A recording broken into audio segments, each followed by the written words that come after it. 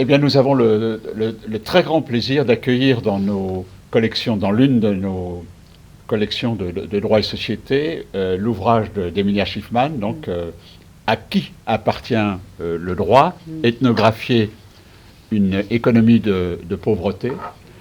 Très grand plaisir d'accueillir, et ce n'est pas une formule, d'accueillir cet ouvrage parce que c'est un récit superbe d'humanité, récit d'un voyage, d'une immersion dans une population socialement démunie de Buenos Aires.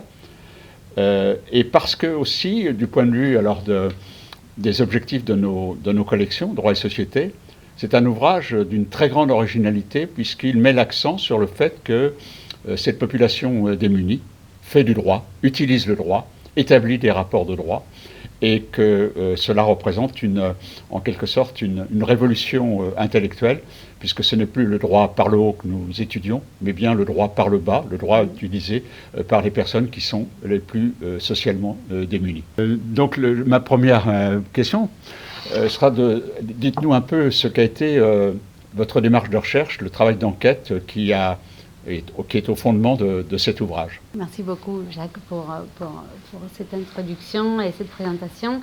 Alors, l'ouvrage est issu d'une enquête de 2 ans dans un grand ensemble de logements à Buenos Aires.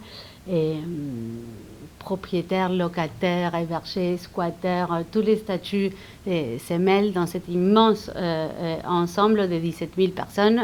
Donc c'est presque une ville dans la ville. Et donc là, je me suis immergée par l'observation, les entretiens, l'étude aussi d'archives administratives et personnelles, dans les pratiques d'occupation de ces habitants, dans les réseaux familiaux, de voisinage, les économies qui s'en nourrissent, et les requêtes aussi adressées aux autorités. Donc la première année, j'ai circulé surtout dans les espaces publics, la poste autogérée parce que le courrier ne rentre pas dans cette cité, et dans la station des taxis, dans les bas des immeubles, car voilà, il m'a fallu du temps pour gagner la confiance de mes interlocutrices. Elles étaient toujours sur leur garde, de toute façon aussi avec la famille et les proches, pour défendre l'argent, la nourriture, et leurs appartements, leurs documents. Et j'ai compris peu à peu qu'en fait, plus le quotidien est incertain, plus cette défiance s'installe. Donc voilà, 2 ans d'enquête, et au cours desquels peu à peu, j'ai découvert un effort immense fait par cette population pour stabiliser leurs relations très fluctuantes, pour garantir leur pacte, pour faire tenir les promesses, ou pour se défendre de la violence contenue dans les dettes, insolvables qu'on n'arrive pas à payer. Et donc j'étais saisie par ces efforts, surprise et frappée, et ce sont ces efforts inouïs qui m'ont attiré l'attention et sur lesquels je travaille, parce que ils forment en quelque sorte, ils traduisent en quelque sorte l'expérience que cette population fait du droit. Dites-nous précisément en quoi cette population fait du droit, et un rapport au droit qui est un rapport particulier, oui. Ce qui est un des éléments centraux, c'est un élément important de votre démonstration.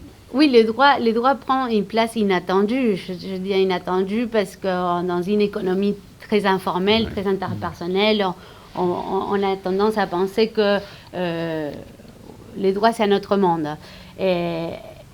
Alors qu'on voit des usages ou des formes d'accommodement avec les règles juridiques apparaître justement dans cet univers comme une espèce de droit vivant, de droit vraiment social, immergé dans les social, comme vous l'avez dit dans votre ouvrage, que j'ai voulu décrire. Donc en fait, que ce soit dans la famille ou dans le voisinage ou même au front des guichets. Et les gens, les échanges empruntent à des règles morales, à des préceptes populaires, mais aussi à des maximes de droit.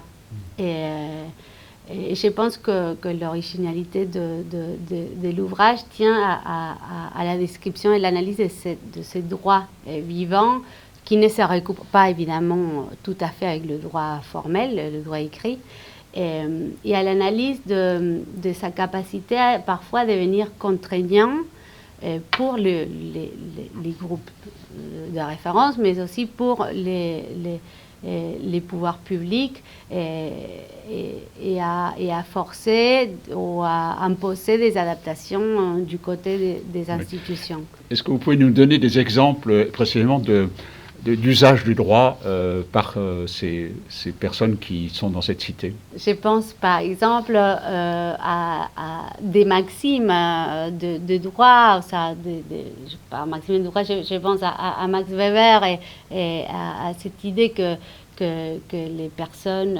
interprètent le droit et on font des maximes d'action qui orientent l'action. Par exemple, occuper un logement sans effraction ou dénoncer l'usure ou préparer par des preuves, préparer l'accès à l'usucapion ou revendiquer une usucapion, c'est-à-dire la possession du logement, de la terre par l'usage. Vous évoquez aussi quelque chose qui est tout à fait intéressant, c'est-à-dire l'appropriation des règles en matière de succession. Oui, par exemple, exactement. Par exemple, j'ai pu observer comment les personnes âgées choisissent de faire hériter du logement, de transmettre leur logement à la personne qui les a pris en charge pendant plutôt les personnes de cœur que éventuellement les personnes de la même famille. Exactement, parfois même en dehors de la famille. Parfois, il s'agit de choisir un héritier parmi les enfants, mais parfois c'est un voisin qui les a pris en charge. Donc il y a comme ces pactes sur succession future qui sont interdits par le droit, mais qui sont très efficaces du point de vue de la protection de ces populations.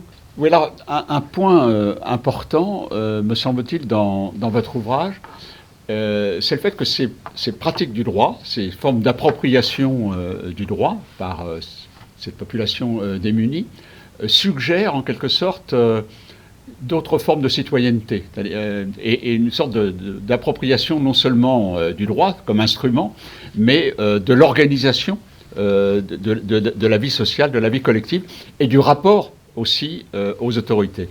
Et donc, il y a quelque chose d'assez optimiste qui est, on passe de la conscience juridique à la conscience politique. Oui, et la conscience du citoyen je pense que dans la mobilisation du droit, dans la création des normes, il y a un renforcement de cette capacité d'agir du citoyen. D'une certaine manière, ces mobilisations du droit permettent d'éclairer c'est par quoi la société tient et en même temps c'est qui la menace. Donc je pense que les législateurs ou les acteurs des politiques publiques ont tout intérêt à connaître justement ces droits vivants et pour prendre en compte ces droits vivants parce que c'est les ciments oui, tout à fait. De la cohésion sociale. Très bien. Ben, merci beaucoup et j'espère que voilà, j'étais ému et j'ai fait une lecture passionnée de votre ouvrage et j'espère que les lecteurs éprouveront les mêmes impressions que celles que j'ai eues à la découverte et à la lecture de cet ouvrage que je considère comme important et avec beaucoup comportant une grande originalité et posant bien les enjeux politiques actuels, les problèmes de la démocratie. Merci pour cet entretien et merci surtout pour l'accueil dans la collection Droit et Société.